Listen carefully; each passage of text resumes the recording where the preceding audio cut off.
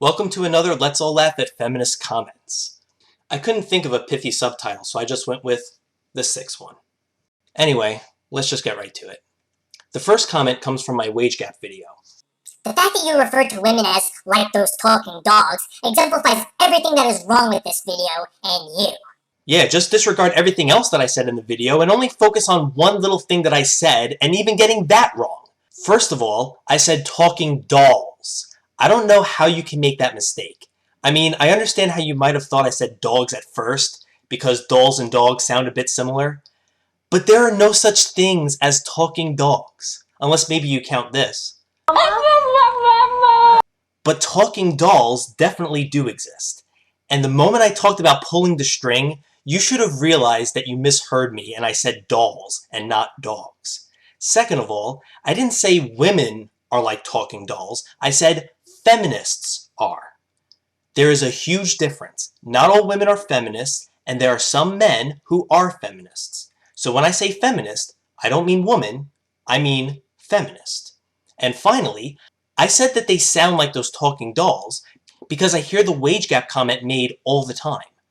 Feminists make the same arguments over and over again, even though they have been debunked many times. Using the talking doll analogy was perfect because in both cases, you hear the same phrases over and over. I use this analogy simply to emphasize how often I hear about the wage gap from them. It wasn't even the main point of the video. The video was me debunking the entire wage gap myth. I really love how some people comment on my videos and try to discredit me without actually refuting any of my points. This comment comes from Misandry in the Media Part 1. You try to come across as intelligent, and you think you know what you're talking about. In reality, you just seem misogynistic and idiotic. It's a shame, too. I thought for a second you would have something worthwhile to say. Though I question why I ever thought that. Alright, look. I understand if you didn't like that video. I myself don't care for many of my earlier videos either. I was just starting out and I felt I improved over time. I have already admitted to that. But why resort to the code black shaming tactic?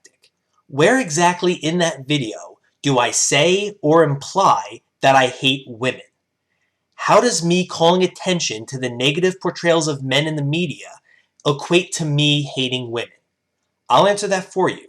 It doesn't. These next 4 comments come from my Valentine's Day video. If I were in a relationship. LOL. That's all I needed to know. These ads aren't even targeting you. BTW, you're comparing extremes. Jewelry versus a power tool? No, more like flowers equals a power tool. I am in a relationship. What do you want, a cookie? And I would do anything for my lover and vice versa. There's no comparing. Love is love. LOL, yeah, my relationship status, that's what's important here, not what I'm actually saying. Listen, I don't need to be in a relationship to see that jewelry commercials are dominant during Valentine's Day. Even if I was in a relationship, I'd still say the same thing. 4 plus 4 is still 8, whether I'm single or not.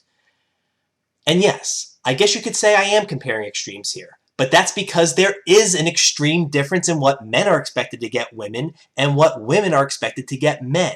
That's the whole point. On Valentine's Day, jewelry store commercials run rampant. But every so often you might see an ad where a woman hands her husband or boyfriend a Hallmark card. And I love how he says I'm comparing extremes here by comparing jewelry with a power tool, and how it should be flowers with a power tool. What then would be the male equivalent of jewelry? What ads play on TV during Valentine's Day where the woman is getting the man something as expensive as jewelry? That's what I thought.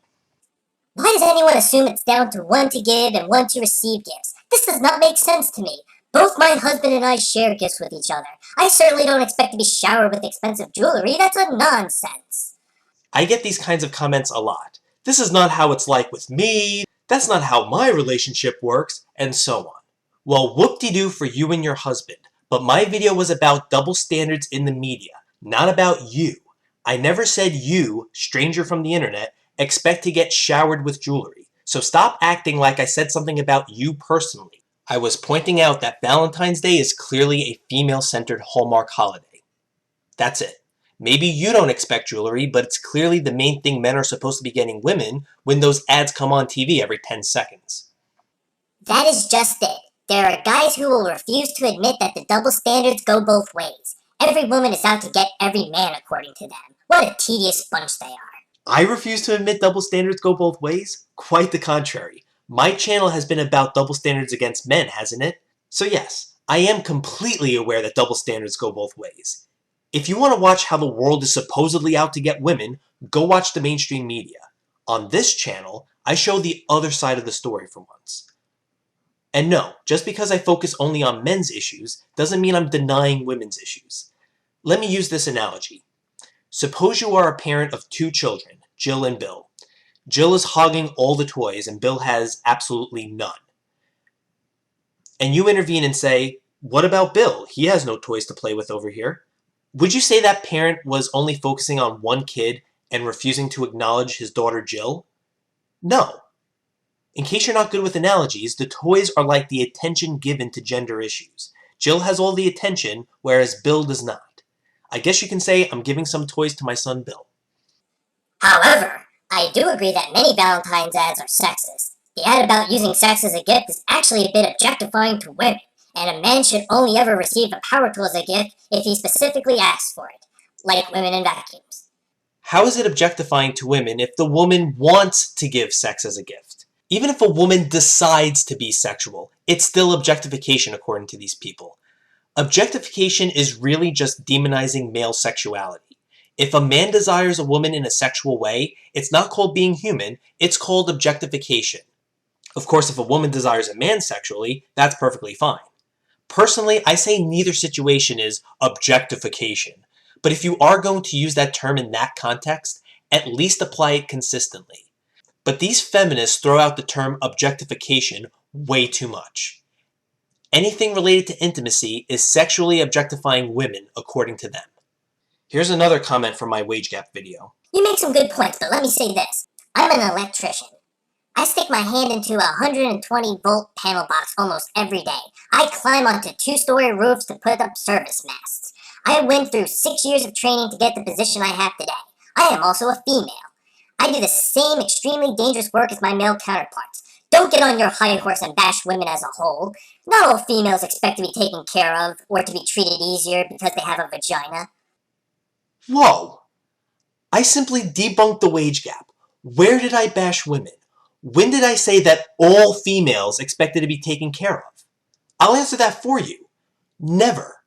What is it with these people? They're only hearing what they want to hear and refuse to address anything I actually said. This next one is from a Misandry in the Media video. Well, if men are predominantly responsible for creating this content, yet they aren't negatively affected by it, then what exactly are you complaining about? If something offends you, don't watch it. What am I complaining about? I'm addressing the double standards against men in the media that are obvious, yet nobody else seems to ever bring them up. I thought I said this many times already, but I guess that still isn't enough for some people. I get the feeling that he didn't even watch the video. So here we have yet another one who says, well, a man created these commercials, so that's fine. That has nothing to do with it. That doesn't make it any less sexist. The issue isn't who made these ads, it's the content of the ads and the double standards of what's acceptable and what's not. A commercial where a man is getting kicked in the balls is still showing a man getting kicked in the balls, whether Eddie made that commercial or Brenda made that commercial. And I love the whole, if something offends you, don't watch it argument. Because first of all, the people who are telling me to do that are usually the same people who complain to me about objectification in the media. Why not take your own advice? If you're going to tell someone to do something, then try doing it yourself. Second of all, me simply not watching it doesn't mean that the problem doesn't exist. If a tree falls in the forest, it still makes a sound even if I'm not around to hear it. Third of all, you can't know if something is offensive unless you watch it first. And finally, as much as I'd like to simply not watch these ads, unfortunately, it can't be avoided. There are ads on YouTube, TVs are in restaurants, dentist office, and so on. There seems to always be a TV around even when I try to avoid it. So thanks for the advice, but it is impossible to take. Oh boo-hoo, women have been degraded far worse in the media and you know it, so stop bullshitting. So here we have another one who is addressing nothing I've said in the video and resorts to a shaming tactic. This time, it's Code Blue. And how have women been degraded worse? No wait, let me guess. Something about objectification, right? The few ads where they portray women in a sexual way. I guess that's somehow worse than these ads. You know, the ones where men are getting punched, kicked, slapped, sprayed. So Destiny, I'm going to give your own advice back to you. Stop bullshitting. Fucking men's rights activists, simmer down and don't ever compare men getting kicked in the balls on some TV ads to the oppression and sexism that women have faced throughout history and still today. Stop your whining and tell me the last time you had to fight for your right to vote, the last time you were paid less for the same job, the last time you were objectified on the street and catcalled by a group of women driving by. First thing wrong with this comment, she automatically jumps to the conclusion that I'm an MRA. I'm not. Second, she's trying to make it sound like I'm just making a big deal over TV ads, but feminists consider bigger issues than that and never talk about TV ads themselves. Are you kidding me? Feminists constantly make videos and write articles about ads that they think are sexist to women.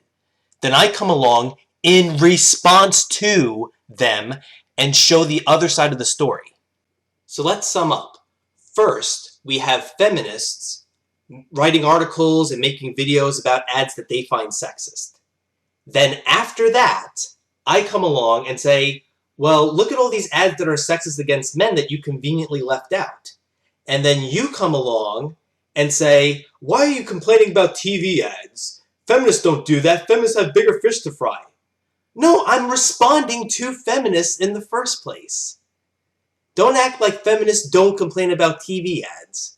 I'm just showing the other side of the story. And of course, the rest of her comment brings up the typical feminist garbage I've heard and responded to many times before. You see what I mean about the talking doll? These are the same phrases I constantly have to hear.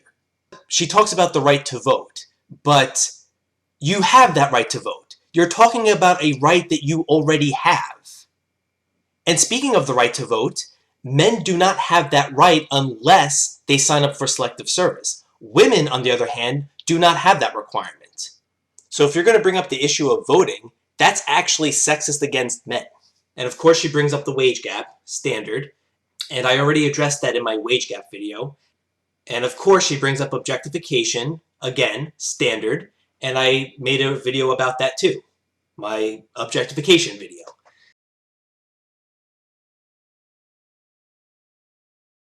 For some reason, my wage gap video has been getting quite a bit more feminist attention than usual lately. Just as I was working on this video, I got this comment. So I'll just throw this one in as a bonus.